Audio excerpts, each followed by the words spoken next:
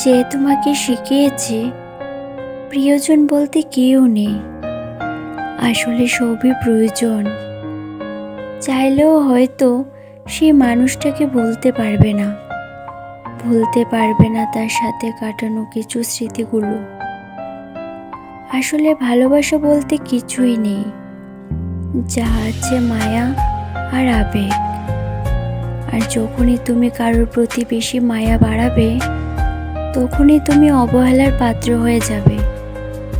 একদম বাস্তব কথা। আর এই অবহেলা তোমাকে তিলে তিলে শেষ করে দেবে, কারণ অবহেলা জিনিসটা বিষের চাইতেও বিষাক্ত।